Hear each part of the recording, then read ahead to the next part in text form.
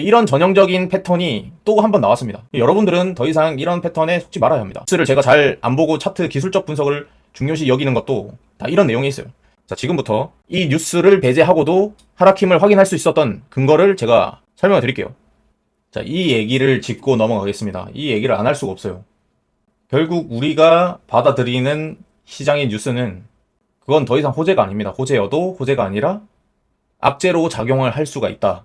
이 경우를 지금 여지없이 보여주는 거예요. 트럼프가 암호화폐를 전략자산으로 비축하겠다며 행정명령에 서명했다는 발표가 나오자 실제 시장에서는 사람들이 기대감이 커지고 너도 나도 롱을 보고 있었죠. 많은 유튜버들이 롱자리를 보고 있었어요. 그만큼 매수 심리가 강해졌고 약간의 밑에서 반등도 나오면서 강세를 보였습니다. 근데 실제 당일날 세부 발표 내용에서는 구체적인 언급이 없으니까 실망 매물이 쏟아지면서 하락세로 전환된 겁니다. 이게 이런 패턴이 과거에도 여러 차례 반복되어 있었어요. 발표를 먼저 했다가 그러다가 막상 당일에 구체적인 실행 여부가 불확실하고 어떻게 계획을 하겠다 이런 내용이 없으면 결국 흐지부지 되는 거예요. 이런 전형적인 패턴이 또 한 번 나왔습니다. 여러분들은 더 이상 이런 패턴에 속지 말아야 합니다. 뉴스를 제가 잘 안 보고 차트 기술적 분석을 중요시 여기는 것도 다 이런 내용이 있어요. 자, 지금부터 이 뉴스를 배제하고도 하락힘을 확인할 수 있었던 근거를 제가 설명을 드릴게요. 자, 주봉을 먼저 보겠습니다. 자, 저번 주 같은 경우에는 꼬리가 이렇게 길게 다 말아 올리면서 이제 이때가 그거죠. 트럼프가 행정명령에 사인을 했다. 뭐 전략자산 비축에 뭐 그런 발언을 하면서 이렇게 다 말아 올렸습니다. 다 말아 올리면서 이 주봉상 22평 위에 이렇게 안착을 하나 싶었더니 이때 어떻게 돼 있었어요? 이 52평과 12평이 그래도 내려오고 있었습니다. 그래서 저항을 받았고 여기서 몸통이 마감이 됐지만 다음 봉에 리셋이 되었을 때 이 하락하던 52평의 저항을 받고 더 이상 반등하지 못했죠. 여전히 이평선은 변함없이 단기 2평만 역배열 상태고 52평의 쌍봉 이후 22평과 아직 데드크로스가 발생하지 않았습니다. 12평만 돌았죠. 그러니까 가팔은 22평과 아직 데드크로스가 나지 않은 상태로 현재 이 라인이 저항이 작용이 되어버렸습니다. 이평선은 보통 주봉 단위, 이 큰 시간대 단위에서 이평선은 저항과 지지의 역할이 가능하다고 저번 영상에서 설명을 드린 바 있죠. 그래서 아직까지는 데드크로스가 발생하지 않았고 이 데드크로스가 발생하는 보통 앞전에 유동성이 되게 심해져요. 이 데드크로스와 골든크로스를 설명을 잠깐 드릴게요. 발생 직전에 유동성이 심화됩니다. 그리고 움직임이 커진다거나 보통 잘못 알고 있는 부분이 데크가 발생했으니 내려가겠지. 데드크로스 되겠네. 이제 바로 숏 진입을 하는 겁니다. 그럼 실질적으로 데드크로스가 발생하기 전에는 반등을 줘요. 이만큼의 폭을 손해를 보는 거예요. 그리고 마찬가지 골든크로스가 날 것 같아서 롱을 들어가면은 눌릴 수 있다는 거예요. 눌리면 이만큼의 폭의 손해가 발생합니다. 올바른 해석법은 데드크로스 발생 시 이제 곧 추세가 하락으로 전환할 수 있겠구나 라고 판단해서 반등의 숏을 노린다거나 골든크로스 발생도 마찬가지. 이제 곧 추세가 상승으로 전환할 수 있겠구나. 그러면 눌림에 매수를 들어가야 되겠다. 눌림 롱을 잡아야 되겠다. 이런 식으로 해석을 해야 합니다. 데드크로스가 발생하는 시점 근처에서 어떻게 변화했는지 한번 보겠습니다. 자, 어떻습니까? 반등을 줍니다. 반등을 주고 다시 내리죠. 그러고 또 반등을 줍니다. 그렇기 때문에 데드크로스가 발생하는 시점을 보고 숏을 잡는다라고 하면은 이만큼 폭이 손해가 되는 거예요. 주봉상에서 중요한 저항 위치는 강력한 하락을 시작했던 여기 캔들 이 저항대가 대략 96.5K입니다. 더 정확하게 얘기를 하면 여기 있는 캔들을 넘어선다면 이제는 고점을 높이는 추세로 바뀌게 되는 거죠. 하지만 이 고점을 낮추는 추세는 유지가 되고 있습니다. 중요한 점은 현재 여기 저점을 안 깨야 합니다. 여기 저점을 안 깨고 여기서 저점을 한번 올렸고 이 근처에서 다음 주 주봉이 완성됐을 때 이 위에서 놀아줘야 합니다. 그래야 저점을 올리는 추세가 유지가 될 겁니다. 이렇게 빠질 수도 있고 이렇게 올릴 수도 있고. 하지만 저점을 안 깬다고 해서 안심할 건 아니죠. 저점을 안 깬다고 해서 안심할 건 아닙니다. 이 추세 저항에 또 맞고 이런 식으로 내릴 수가 있어요. 그렇기 때문에 지금은 고점을 먼저 뚫느냐, 그걸 보고 롱에 진입을 하는 게 더 확률이 높습니다. 더 안전합니다. 볼벤이 간격이 이렇게 좁아져야지 2평도 모이고, 2평이 모인 상태에서 어딘가로 방향이 정해지는 겁니다. 상승이든 하락이든. 근데 지금 보면 볼벤의 상하단이 많이 벌어진 상태죠. 그래서 이 볼벤이 이런 식으로 좁혀지는 과정이 필요합니다. 상승이 시작했던 약 17K, 16K 부근부터 현재 고점을 연결해보면 382 구간이 대략적으로 74K입니다. 74K 부분까지는 눌릴 가능성이 존재합니다. 제가 이전 영상에서도 계속 말씀을 드린 부분이 이 라인이었죠. 대파동이 과매수권을 빠져나왔죠. 빠져나와서 하락으로 전환을 했고, 이 중파동이 기울기가 매우 가파르다고 저번 시간에도 말씀드렸습니다. 지금 아직까지는 기울기 변화가 없죠. 소파동에서 과매도권에 빠지지 않고 쌍바닥을 만들고 있으나 지금 여기서 상승의 힘을 이어가지 못하고 다시 재차 아래로 꺾이고 있는 모습입니다. 지금 얘가 트럼프의 호재를 동반해서 여기를 뚫어줬어야 했어요. 뚫어주고 과매수권에서 머물러 줬어야 돼. 그랬다면 얘가 어느 정도 이렇게 기울기가 완만하게 바뀌었을 것이고, 설령 얘가 다시 눌린다 하더라도 저점을 높이는 추가 바닥을 상단에서 형성하면서 가파르게 하락했던 중파동이 이런 식으로 돌아갔을 겁니다. 그러고 대파동 또한 기울기가 완만해졌을 겁니다. 하지만 그렇게 되지 않았죠. 폭이 매우 좁고 얘가 여러 번 바닥을 형성해야 이 가파른 기울기를 돌릴 수 있습니다. 여전히 하락 힘이 강한 상태입니다. MACD도 마찬가지죠. 전체적인 추세는 저점을 높이면서 고점을 높이고 이렇게 상승하는 추세에 있지만, 현재 이 시그널선이 너무 하락 기울기가 수직 낙하하고 있어요. 그리고 이격도가 점점 벌어지고 있죠. 얘가 단숨에 이렇게 꺾여 올라가기는 쉽지 않습니다. 이런 식으로 돌아가는 움직임이 필요합니다. 단기 2평이 외바닥을 만들었고 추가 바닥을 형성하려고 하는 중입니다. 하지만 여전히 위에서 내려오는 22평의 방향을 돌리지 못했고, 하락 기울기도 아직까지는 이런 식으로 완만하게 형성하지를 못했습니다. 얘가 추가적으로 바닥을 형성해줘야 얘가 이런 식으로 돌 겁니다. 그렇기 때문에 아직까지는 상승 힘을 누적했다고 볼 수가 없습니다. 그러고 위에서 줄줄이 내려오는 이평들이 여기 다 겹쳐있죠. 겹쳐서 하락 중이기 때문에 아직 하락 힘이 강하다라고 볼 수 있습니다. 또한 볼벤도 간격이 엄청 벌어진 상태죠.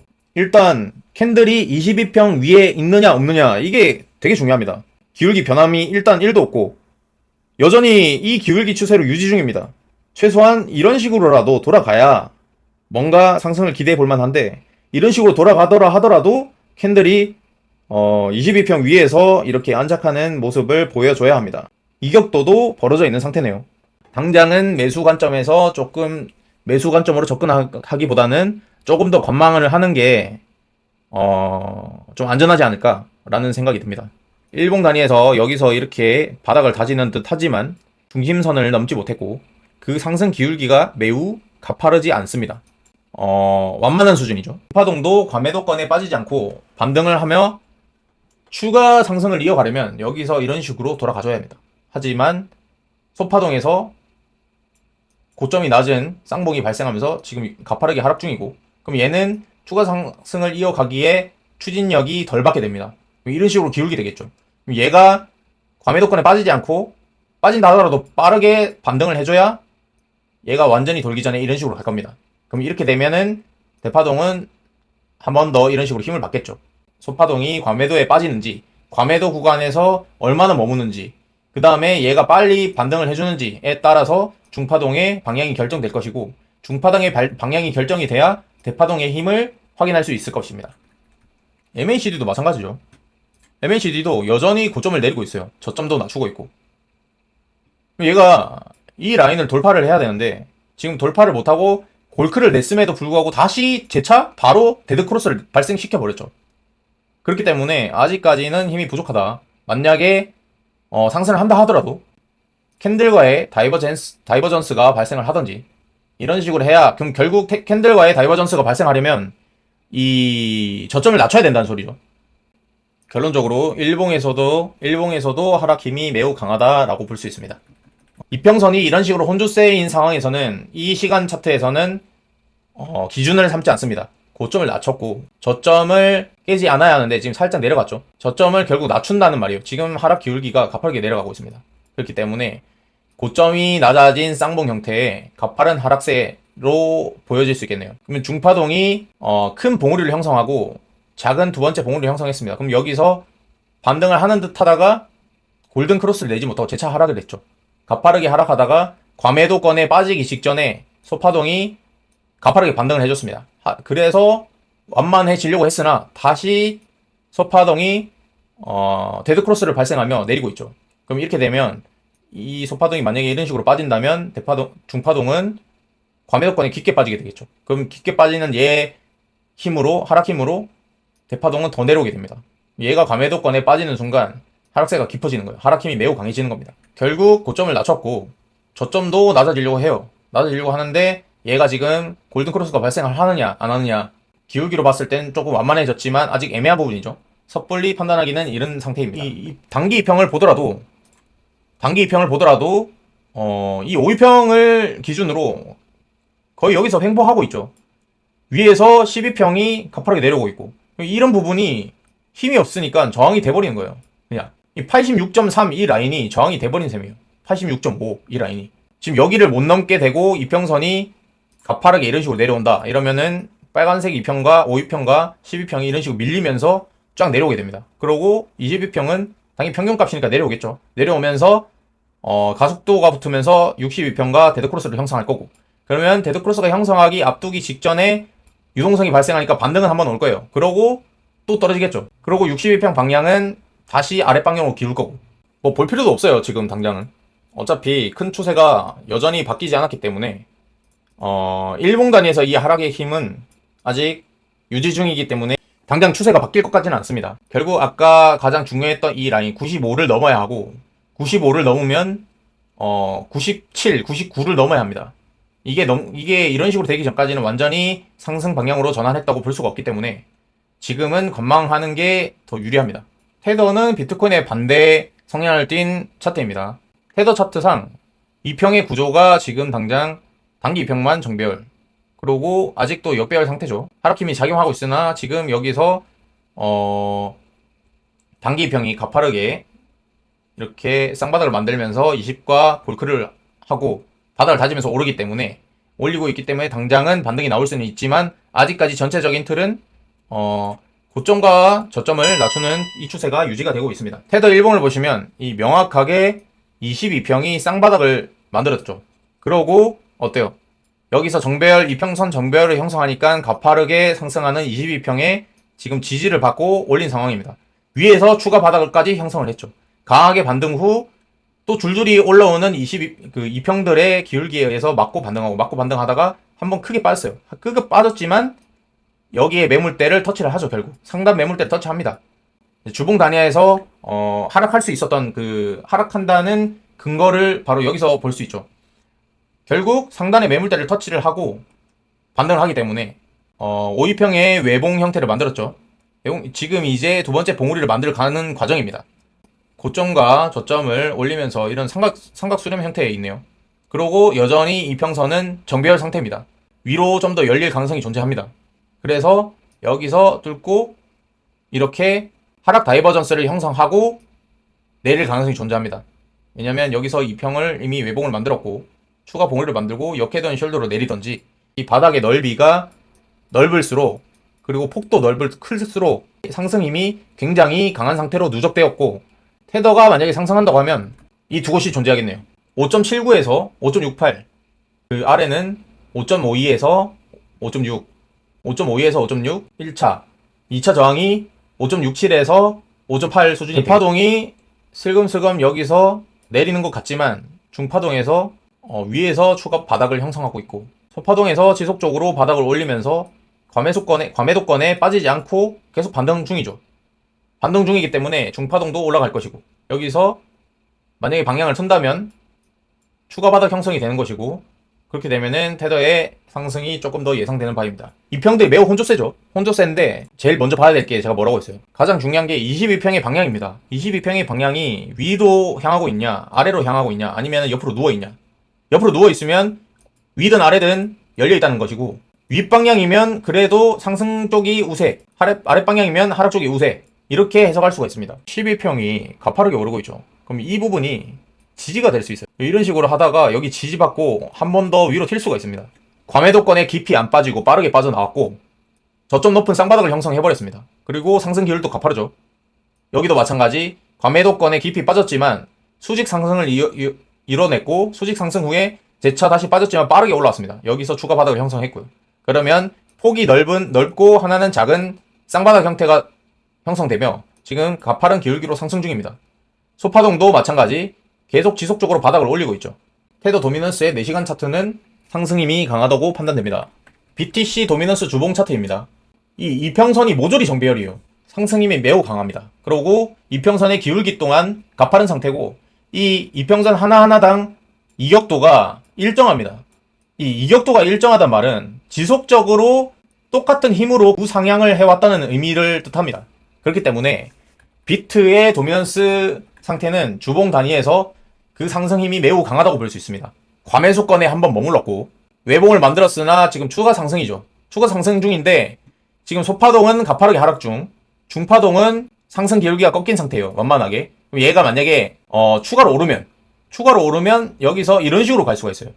그러면 저점을 높은 쌍바닥이 형성이 되는 거죠. 이렇게 되면 대파동은 계속 올라갈 겁니다. 계속 올라가다가 소파동에서 계속 지속적으로 반등을 해주며 과매수권에 도달하면서 위에서 버티게 되면 중파동 또한 과매수권에 가서 위에서 버티게 될 것이고 대파동 또한 재차 과매수권에 도달하는 것은 일도 아닙니다. 하지만 만약에 소파동이 여기서 과매도권에 빠지고 오른다 하더라도 또 고점을 낮추면서 밑으로 빠진다면 그렇게 되면 중파동은 이런 식으로 고점이 낮은 봉우리를 형성하게 될 것이고 대파동 또한 상승하다가 그 힘이 꺾여 과매수권에 도달하지 못하고 고점이 낮아진 추가 봉우리 형태를 띠게 될 것입니다. 이렇게 되면 만약에 캔들이 이런 식으로 오르더라도 주가는 오르는데 지표의 고점은 낮춘다. 이거는 하락 다이버전스가 형성이 되는 거죠. 그럼 이 하락 다이버전스의 가능성을 볼 수가 있겠습니다. MACD를 보더라도 지금 얘가 이 시그널선이 여기서 이렇게 꺾여서 데드크로스가 발생을 했어야 됐어요. 하지만 꺾이지 않고 여기서 재차 위로 틀어버렸죠. 그렇기 때문에 당장 내릴 의사가 없다는 거예요. 지금 이게 주봉 단위이기 때문에. 주봉 단위는 동작이 이게 되게 시간이 오래 걸리죠. 크기 때문에 당장은 꺾일 생각이 없다. BTC 도미넌스 차트도 당장은 꺾일 힘이 없고 조금 더 상승할 여지가 있을 것 같습니다. 일봉에서도 여전히 이평선 정배열 상태고 단기 이평조차 역배열 형성을 하지 않은 상태입니다. 저점은 아직 낮추지 못했고 저점이 올라갔죠. 어쨌든 여기서 삼각 수렴 형태로 가고 있지만 이평선이 정배열 상태이기 때문에 당장 큰 하락힘은 보기 힘든 상태입니다.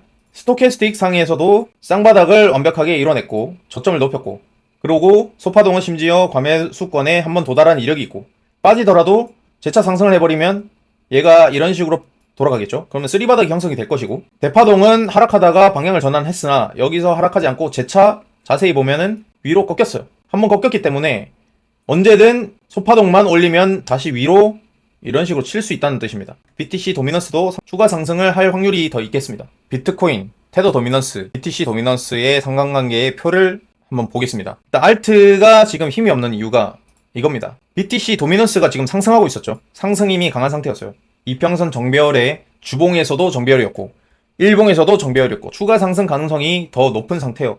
그렇기 때문에 BTC 도미넌스는 당장 하락할 힘이 없었죠. 그리고 테더 도미넌스 마찬가지. 당장은 큰 추세에서는 여전히 하락 추세였지만 지금 당장은 상승 힘이 더 강해 보였습니다. 비트의 큰 추세는 여전히 월봉 단위에서 상승이지만 주봉 단위에서도 상승이죠. 단기 이평만 지금 하락 추세로 점점 전환되는 시점이기 때문에 하지만 당장은 하락 힘이 작용하고 있죠. 정확하게 말하면은 상승 힘이 약하고 추가 하락을 더 열어둬야 한다라고 해석을 하면 좋겠습니다. 자, 이런 상태니까 지금 알트가 힘을 못 쓰는 거예요. 알트 시즌이 오려면 결국 이게 가장 중요합니다. 비트의 점유율이 약화가 돼야 돼요. 비트에 들고 있던 자본이 알트로 넘어가야 합니다. 알트의 바닥이 이 조건입니다.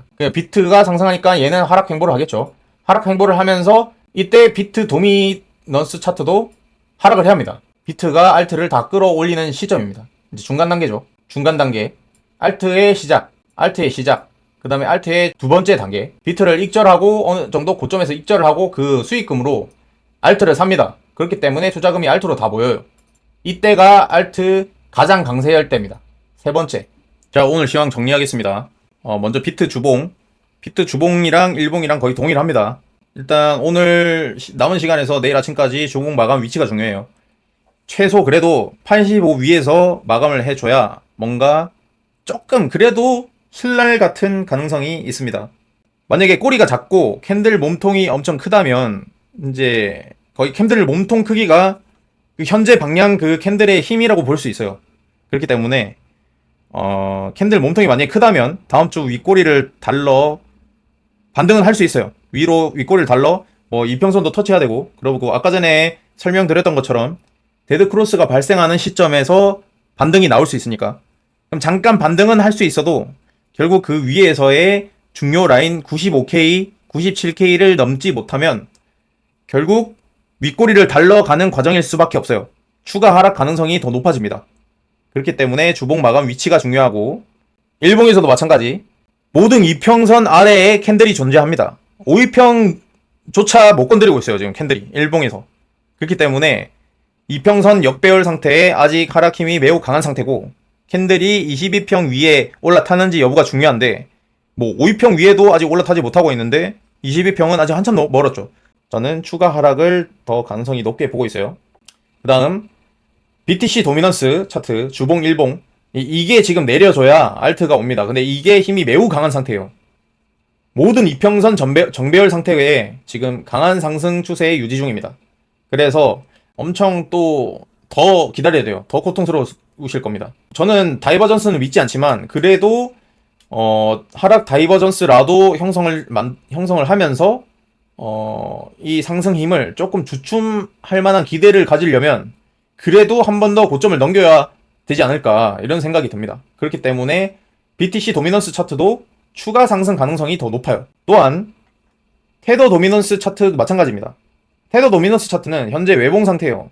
그 비트의 반대니까 비트 일봉상 보면은 지금 비트도 외의 바닥 상태죠. 하나의 바닥으로 지금 형성된 상태고, 도미넌스도 마찬가지 반대니까 일봉에서 외봉인 상태예요. 봉우리 하나만 만든 상태입니다. 그러면 최소한 그 추세를 꺾으려면 쌍봉이나 쌍봉 바닥은 나와야 되니까, 그러면 테더 입장에서는 추가 봉우리를 형성하는 과정에서 한 번 더 고점을 높이는 움직임, 그러고 나서 뭐 또 이것도 마찬가지 하락 다이버전스를 형성하면서 이제 이 상승세를 좀 한번 반전시킬 만한 그런 기대를 가져볼 수 있겠습니다. 그렇기 때문에 테더 도미넌스 차트도 추가 상승 가능성이 있습니다. 더 높아요. 그래서 1차 저항으로 생각하는 구간이 약 5.52에서 5.6 수준이 되고, 2차 저항인 한 5.67에서 5.8 수준으로 돼요. 어쨌든 여기를 넘기면 하락 다이버전스가 형성이 되기 때문에 그래도 어느 정도 한 번쯤은 추세가 약간 상승 추세에서 하락 추세로 전환될 가능성이 조금은 존재한다는 거죠. 다음 주에 만약에 초반에 윗꼬리를 달러 상승을 했다가 만약에 다시 하락을 하게 되면 다음 주에 정말 저점을 찍을 수도 있어요. 만약에 저점을 찍게 되면 한참 중요시 보던 그 69에서 74K 구간, 거기서 강한 매수세가 들어오기 때문에 너도 나도 기다린 자리니까, 그렇기 때문에 갑작스런 엄청난 반등이 올 수가 있습니다. 그 반등을 온다고 해서 놓쳤다고 위에서 또 잡지 마시고, 결국 진정한 추세 반전이 일어나려면 밑에서 쌍바닥을 만들어야 돼요. 쌍바닥을 만들어야 되기 때문에 급 반등이 오는 거를 못 먹어서 조금 아쉽긴 하겠지만 결국 다시 추가 바닥을 형성하려고 아래로 빠집니다. 그 눌릴 때 잘 들어가야 돼요. 제가 봤을 때는 지금 이 하락하는 이평선은 기울기랑 이런 형태를 봤을 때 이게 상승으로 돌려면 조금 시간이 필요해요. 밑에서 어느 정도 바닥을 다지는 행위가 필요할 거예요. 이제 최저점을 찍었을 때 갑작스런 뭐 OK 뭐 이 정도 반등은 나올 수는 있어도 결국 밑에서 바닥 다지는 행위가 나와야 더 큰 상승을 이어나갈 수 있지 않을까, 이런 생각이 듭니다. 한 주 고생 많으셨고 또 다음 주에도 집중했다가 좋은 타점, 제가 틈틈이 스레드나 유튜브 게시판에 제 관점을 올려드리고 있으니까 많이 참조하셔서 매매에 도움이 되셨으면 좋겠습니다. 감사합니다.